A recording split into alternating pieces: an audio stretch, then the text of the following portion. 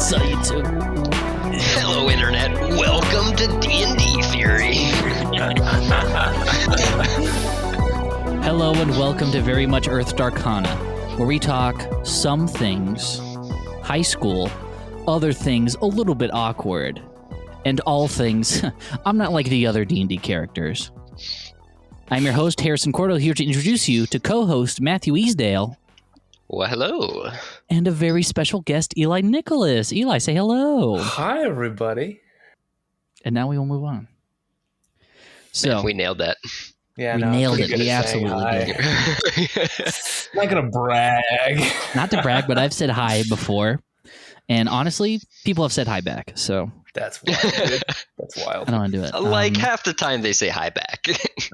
So I'm going to say that's pretty good. The other half of the time, they're just trying to get to class, because today we're talking about high school. What a segue.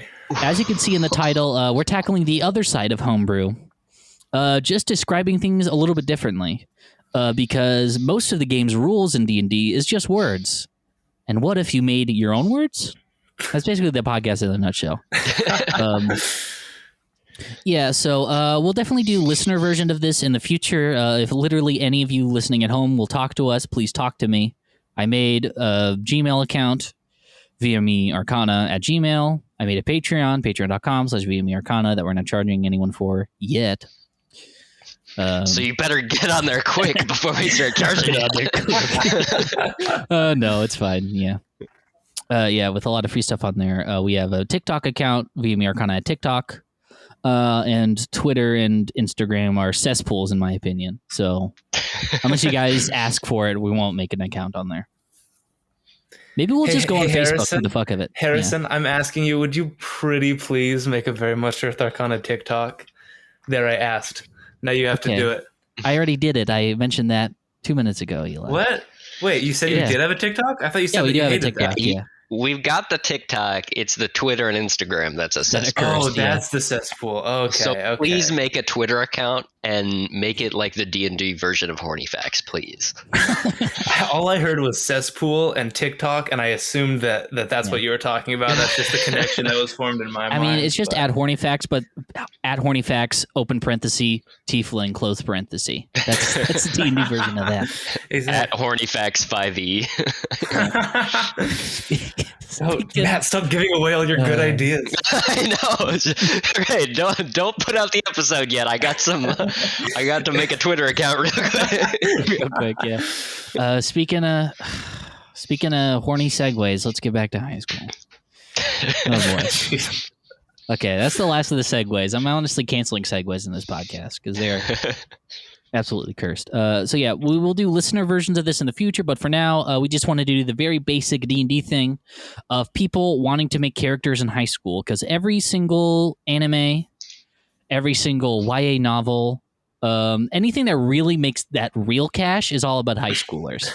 And it's all about high schoolers going on an adventure. Like every single D&D player's first campaign, within our sort of age range, we play a campaign where it's in a magical school. And I said all college age to make things less weird, but high school age is fine, you know. you either say college age for just like normal adult things, or whenever you say like high school age, it just becomes Riverdale. And by that, I mean just absolute insane murderous crime drama with a lot of supernatural elements. And they only did one crossover with Sabrina the Teenage Witch. I won't get into that now. That always bugged me out. I've seen that episode. You have seen that episode. Excellent. Should we talk about Riverdale for 5 minutes first before we get into the actual episode? The 5 minute segue into Riverdale lore. Harrison, I have a great idea for a new podcast all about Riverdale. Riverdale. It's called Dale River. Real quick, I need to make a Twitter account, Riverdale 5e, real quick. Okay. You guys need to shut up. That's the first character we're going to make. We're going to make Dale River. He's going to be our first high school adventurer. He's a little bit of a bookworm. He's not like other guys. He's weird. He likes books and doesn't like sports. He's got a hat. Is it a beanie? It's got kind of a He's got the Jughead beanie. Ugh. Oh God, we just made Jughead. We just made Jughead, dude. What actually, that's honestly where most homebrew flavor wise homebrew stops. Flavor, for those who don't know, is just describing things differently. Like you can still have like normal D&D ass magic spells and stuff, but you just describe it as like, instead of like slicing someone with a sword, you whack someone with a bat. It deals the same amount of like damage. The numbers are all the same, but you describe it differently. That's flavor. Voila. Oops, all flavor. That's the episode genre we're going to be doing every once in a while. Let's work backwards. So Dale River is basically Jughead. All good homebrew characters start with aping off a celebrity or a pop culture character. So how do we make Jughead into D&D? What kind of class is he? He's very apathetic. So I'm thinking either rogue or warlock. He's as edgy. I feel like a lot of like the plot points around him involve like him doing like a ton of research and stuff, right? Yeah, he's an investigator. He's like an investigative reporter, but like also like not great at it. Exactly. Like most things in Riverdale. But his version of investigative reporting is just like looking at a tweet is just like, oh, maybe I should check this out. He goes there and just yells about how he's different than other guys. And like how he's a weirdo for like 5 minutes until someone stabs him or something. Then somehow stumbles across like the piece of evidence that he needs to like put the whole puzzle that he's been just conjecturing about together. And exactly, and that's kind of how it works. He's mainly just like he's a cross between a private eye and a stand-up comedian. That's not very successful. So basically a Twitter account or just a Redditor, basically. Fancies himself an investigative reporter. But yeah, that's honestly a very easy type of homebrew to do in a sort of modern high school kind of setting.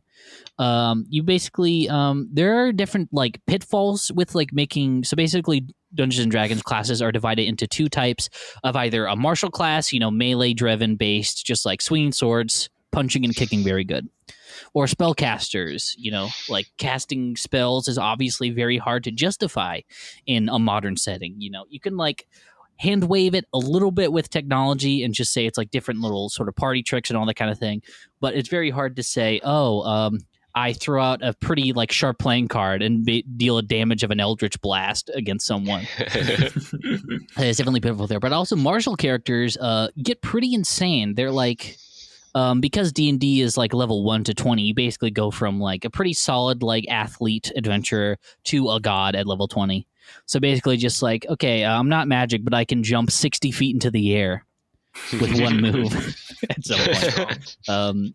So yeah, rogues are honestly probably the easiest martial class to like justify in a way, because basically you sneak around in a shadow and you jump out and hit someone when they're distracted, basically. And that's why one of my personal favorites for like basically any sort of modern character you're rolling, but especially like high school level characters, is the Inquisitive Rogue. So the Inquisitive subclass gives you a lot of cool stuff. Basically, you're very good at like insight checks, understanding if people are lying or not. If a creature is lying, you treat any roll of 7 or lower as an 8. So basically, you have a pretty much a guaranteed middling success or better success while investigating, because rogues have a baseline of what they can do very well, and that's pretty important for like a modern thing of just like you putting all your sort of abilities and like all your sort of character, the weight of your character is on one sort of ability, and when they fail that, it kind of feels like it's against the character. That's a pitfall for a few things. Like in our campaign, Eli has a -1 to intelligence. And as a paladin, you need intelligence for most things. Well, that's just because I'm bad at D&D. If I was good at D&D, I wouldn't have done that to my character. See, and that's why I'm good at D&D, because my -3 intelligence character happened to be on a character that doesn't need intelligence, which I totally planned out and didn't just make a meme build that happened to be extremely broken. Yeah, and luckily for me as a forever DM, nobody called out the DM on letting their players roll bad numbers because they don't know the game as well. They are more invested in fucking around than doing good damage. Okay. Yeah. But yeah. we started with our first high school level character, a classic sort of PI Twitter type. We basically we successfully made classic private investigator Twitter type. You know, that old archetype. This is an old archetype. This is an archetype for a new age. Exactly. So that's our first sort of teen heartthrob, Dale River. He's a very good private eye and has a lot of abilities of just being like, hey, I'll look at the guy. Can I punch him better? And the DM goes, yeah, sure. You rolled good enough. Yeah, which is what most martial classes are all about. It's just, hey, how well can you look and how well can you swing? Now, Matthew, you had another idea for the best way to learn is just by doing. So we're just going to keep making a few characters and maybe give those of you at home some ideas about what character you can roll as a high schooler. Now, Matt, who's your high school character? What are we rolling with? All right, this is kind of in the same vein as like Riverdale. I'm imagining like a very like Riverdale tone around this character, and I've kind of been thinking about it for a little bit. So he's a bearfolk bard, and he used to have it all made. He had a spot in town where he was beloved by all who came to see him perform until he fell into drugs and living a bad lifestyle with friends who took advantage of his good nature to drag him into a poor lifestyle, and that got him in trouble with the law, and he was banished from his home and exiled into the woods, where he now lives amongst the creatures of the wilderness. So now he's in Forest High School? That's what you're saying? Yeah. I mean, he still has to go to high school, so he comes back for high school, but he lives in the woods. Yeah, and his name is Boog. Yeah. Matt, all of your characters are the same. You only make the same character over and over again. This is just a drug from the campaign that we're currently playing. He lives in the woods. He's a bard this time. Oh, he's a bard. Oh, I'm so sorry. Bear, not a Neanderthal skeleton barbarian. Okay. Well, what if he just wasn't a bard? Now, hear me out. I've had an epiphany talking to you guys. So every high schooler has some amount of musical experience. So I'm thinking every single high school character you must have one level of bard so you can play an instrument and then an actual class for the rest of it. So it sounds like you're describing more of a ranger. So there's a very classic sort of ranger. You just play as like a scout or like a hunter. Just like, hey, nature's your thing. If you're outside of nature, you are effed, dude. You are not doing enough damage. Though I think rangers are fun and people are kind of hard on them. So yeah, I think it'd be very funny to have just like one level of bard, but you can't play any instruments because you're a bear now. I mean, I do like playing rangers, but as I am clearly trying to rip off Boog from Open Season, I think I have to go the bard route to maintain the sort of... See, this is again my character building mindset where I am very much going for a vibe, not necessarily an effective character. I wouldn't say a vibe as much intellectual property theft. That's the vibe I'm going for, is a cease and desist letter from... So now that you've revealed yourself, you've outed yourself for being obsessed with Boog from Open Season, open parenthesis, 2006, close parenthesis? I think so. Somewhere in there. What's the best? There's not an exact dance version of a bard. There's like Blade Singer for Wizard. Actually, we should probably fix this in our book or something as a homebrew thing.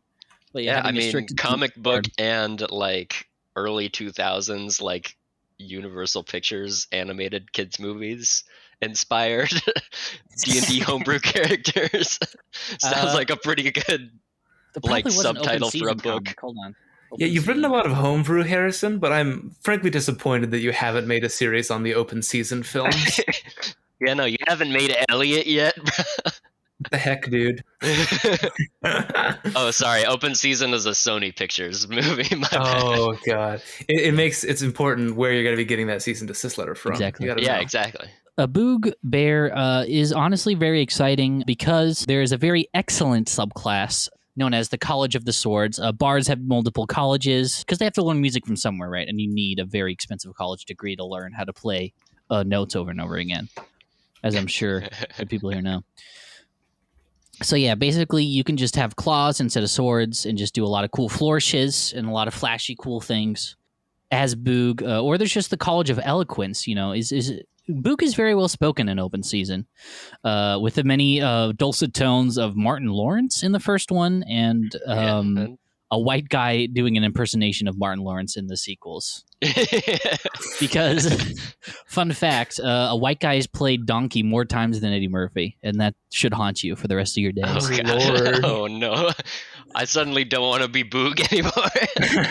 We're backing out. Let's pull the ripcord. We're backing out. Okay, College of Eloquence, a fancy dance. Yeah, we will have to fix a dancing bard in the future. But until then, Eli, what's our high school character? What's our next high school heartthrob to fill out our teen drama cast? Well, here's the thing.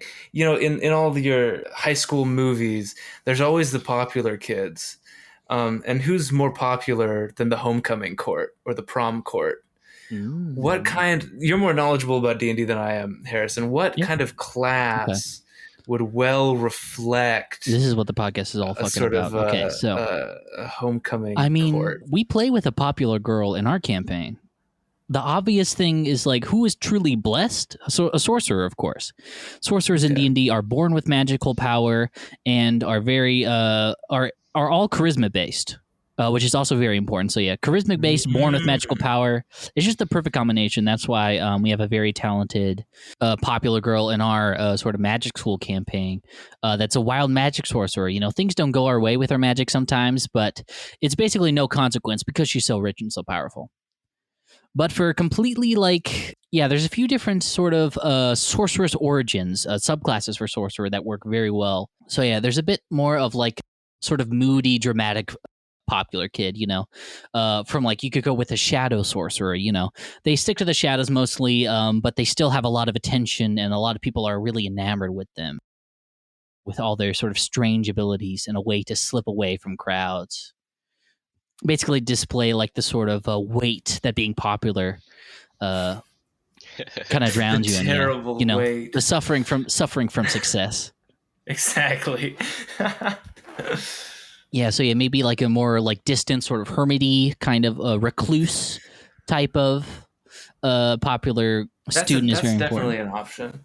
What options do we have? Yeah, for someone who's more socially minded. There's aberrant mind. We have the aberrant mind. This is basically there's been a slew of just sort of psionic, basically telepathic, straight up superpowers in the sort of Tasha's Cauldron of Everything source book.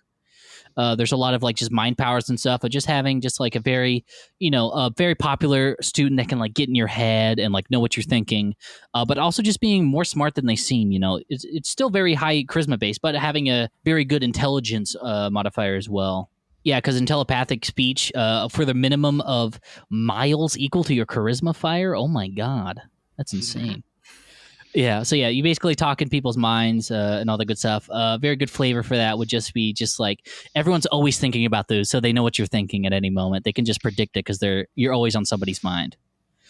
Is a good way to be non-magical, or like all D&D, just say it's magic. It's fine. Magic's fun. It's also fun to work around limitations of not being magical but still having your stuff. Also very important for the aberrant mind. You have resistance to psychic damage. No one can get to you. No one can charm you. No one can frighten you. Which is, it's very good to have a powerful popular kid, because most movies are written by nerds and geeks, dude. And they're always popular kids always have a tough time because they have a hard home. It's just no, they're rich and they're happy. And they're happier than you because they're rich. That's how most popular kids actually are. We live in a grim society. Yo, we live in a society. We live in a society, man. Popular kids are doing way better than everybody. They're sad when their dad yells at them because they yell at everybody. But when their dad is dead, they'll get all their money, so it doesn't matter, man. Dang, this took a turn. Yeah, Jesus. I mean, if we're talking about high school dramas, Also, I'd like to point out... Go ahead. Well, I would like to level the same criticism at you, Eli. This seems very similar to your other character, except Oh this damn! character's Oh no! actually popular. What Matt is alluding to is the fact that in this very same campaign we've been referencing that we're doing together about a magical high school, I play a jockey football. Well, the sort of this world's analog to football player. Calvin Ball. Calvin Ball, yes. And he's very outgoing, he likes to think of himself as very popular. Yeah. Well, here's the thing about that story. We'll turn this into some tabletop advice. I was very inspired by Brennan Lee Mulligan. Brennan told me his character was a senior at his school and very popular and like the top of his team. And I said, no, that's not a character. That's not a character starting with any flaws at all. It's just like, hey, I have everything I want when we start the game. And I just had to, on the first day, be like, no, you don't. No, you're a freshman and you're very talented and your talent threatens people higher above you. So they don't like you. So yeah, give the players the powers and abilities they want, but don't let them. Social standing is very important to start low. You know, like even with our popular character, she is popular, but the other popular kids are very cruel and will stab each other in the back for a vacation or something. And then you've got the kind of player like me who comes up with an idea like a reanimated skeleton of a Neanderthal, and the DM is just like, okay, sure. What do I do with that? Yeah, speaking of players that have it all, I think you're looking in the wrong direction for characters that have it all. Who doesn't want to be a reanimated Neanderthal living in the woods with a little pet, with a little badger? Badger. I mean, Grug's living the life, dude. What are you talking about? Exactly. Grug knows what's up. I mean, that's like he just misses his family, but he also, at least mechanically in the game, seems to have gotten kind of over it. Yeah, it's been a long time. He's had a long time to get over his family. Exactly. You know, just as a straight up just dead skeleton just getting resurrected in class by accident. Yeah, I will say that is one thing that I, in future games, would like to lean into a little bit more, is like this character essentially just like woke up thousands of years in the future after having their entire family killed. And I did not play that at all the first. Yeah. Oh, don't worry. I got plans. However many games we've played. I wrote a flashback for you, I think 5 months ago, and we just haven't played. Yeah. So yeah. I have cool flashbacks for, honestly, also tabletop tip at home. Here's a tabletop tip. Here's a table tip. Whenever you write stuff, just hold on to it because you're not going to be able to use it for a while. Make sure you have copies because I did lose Eli's backstory once, so I had to rewrite it from what I remembered. So. Oh no. Yeah. All right, a quick pivot, you guys. I need to just get this out of my system. Get it out. Earlier, when you guys said, "Oh, we just made Jughead," I had a moment of panic when I realized that I do not know who Jughead is because I have not seen Riverdale or read any Archie comics. So I was like, all right, well, it's time to hit up Google real fast. And so I Googled Jughead. And now I'm on the Jughead Jones Archie Comics wiki. No. And a short scroll down the wiki page for Jughead, I found a mini-series entitled Jughead's Time Police. Oh, yeah. That's featuring Jughead as a member of the Time Police in the 29th century, an organization that ensures history to remain the same for the future's sake. In the series, the beanie that Jughead has gives him the ability to time travel by thinking. Ooh. And that has made me think, how do we create characters for a 29th century high school? Okay. And are they all part of the Time Police? How does this play into it? It's the same, but inflation is worse. Okay, we'll move on. No, so basically Jughead is now a chronology wizard. You have time spells as a wizard. And yeah, that's an easy fix. My favorite run is Jughead of the Dead, where I think Moose ran over Jughead's dog, so he asked his stepsister Sabrina the Teenage Witch to resurrect the dog, but then he turned everyone in Riverdale into zombies, and then he had to. That's one of my favorite runs. Archie comics are very good. I highly recommend Archie versus the Predator and Archie versus the Punisher, where the Punisher... Oh my lord. Yeah, they basically go camping and then the Predator takes him out one by one. And then Archie looks like a gangster that ran away from the Punisher. So the Punisher is trying to assassinate Archie as he's trying to get ready for prom. It's very good. These are wild. I just had no idea how wild Archie comics are. No one does. Also, hot off the presses, speaking of popular girls, we're all into astrology here. And by into astrology, I mean hear about it all the time from the youths of our generation consistently. I know nothing about it, but it's probably has something to do with the moon. And hot off the presses, from an old Unearthed Arcana that I haven't read yet. We should do an episode reading Unearthed Arcana soon, actually, because I'm kind of behind on those sort of articles from Wizard of the Coast. There's a lunar magic sorcerer. So yeah, you basically worship the moon and get moon stuff. Ooh. And also, depending on the lunar phase, you get different powers, which is how teenage girls operate, I imagine, when you're into astrology. I'm pretty sure that's how astrology works, is exactly moon change, and so do powers. Exactly, moon power. Let's do 1 or 3 more characters, depending on how much we want longer to talk, because this is a podcast, and we talk until we don't talk anymore. Welcome to podcasting. God, that sounds like we're going to talk until we die. You've entered the contract. You must see it out. You must talk until you no longer can. Eli, you were in the Boy Scouts, right? Am I correct about that? I was in the Boy Scouts. Yeah, what's a sort of like nature-driven teen? What kind of flavor would that bring to a D&D character?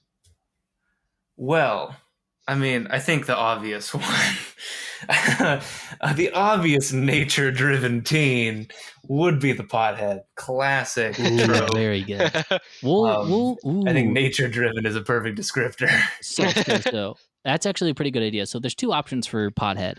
So we could do Circle of Dreams. You're very sleepy. You're very in people's heads. It's very like a mind-based sort of like Feywild kind of vibe for a druid. You go to sleep, you go into people's dreams, you can put people to sleep, that kind of thing, which a lot of mind altering substance affect your sleep, to say the least, and to say the most. I can't do that because I haven't done any research, and I will not do anything. Another cool circle is the Circle of Spores. That can do. You can be a very sort of anti-drug message. You could be very just like poisonous druid. You have a lot of mind-altering substance. Maybe you make your own sort of edibles that are very tainted and just sort of...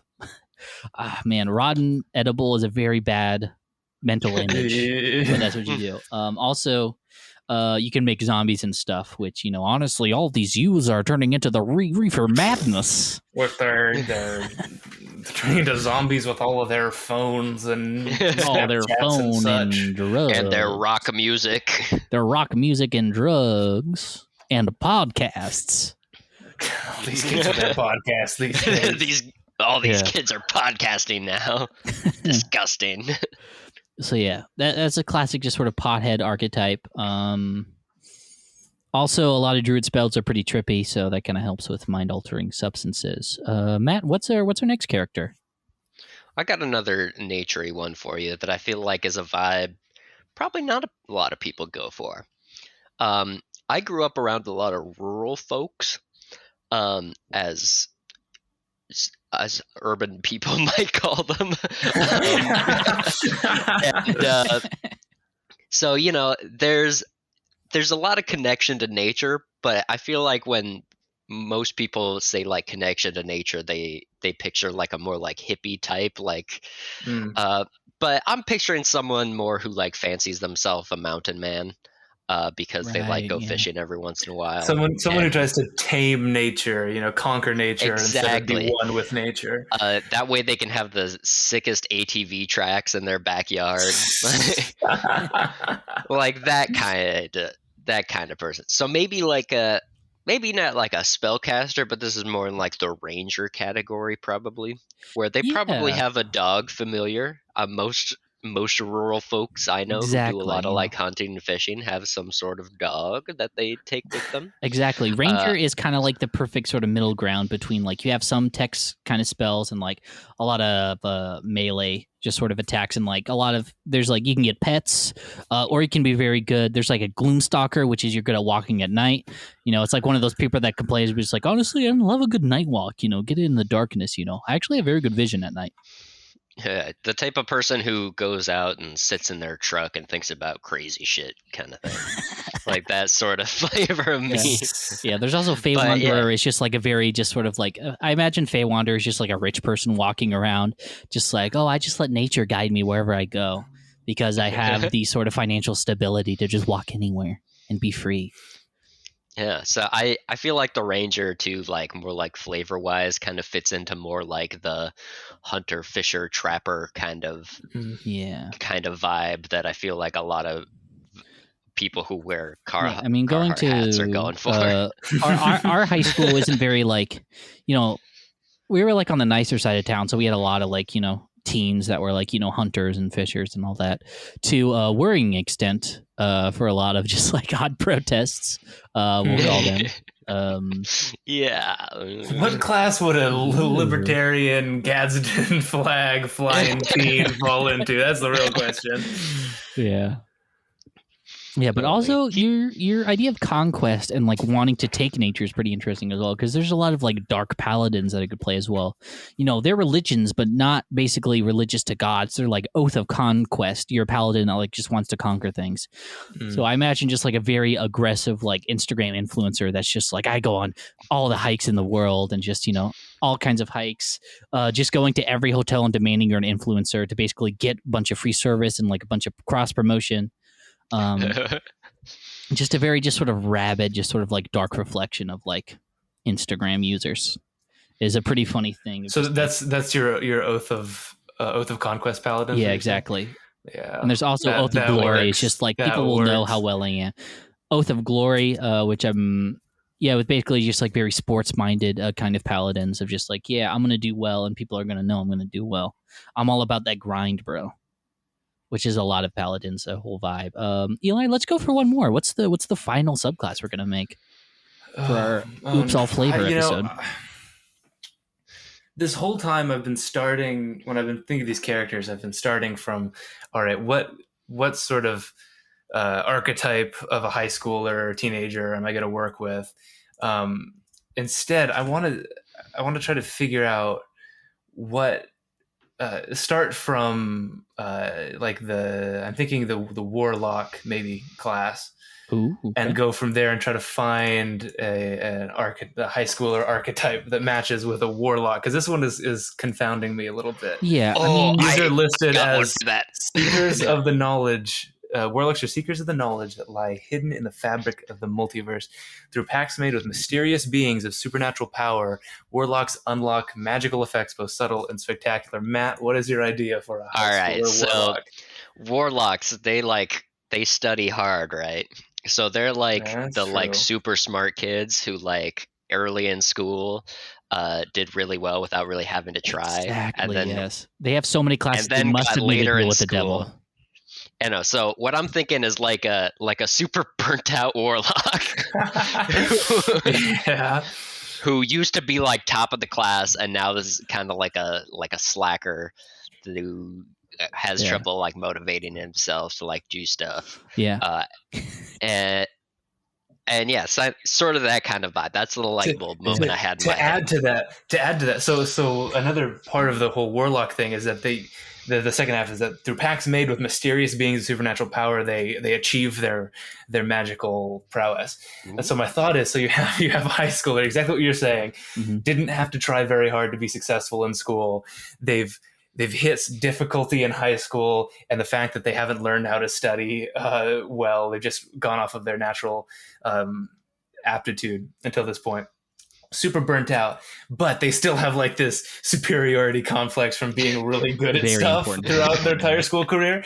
So they sign a pact with some like Lovecraftian horror to get their power to continue to be. So like, they sign their soul away so they can be valedictorian. Exactly.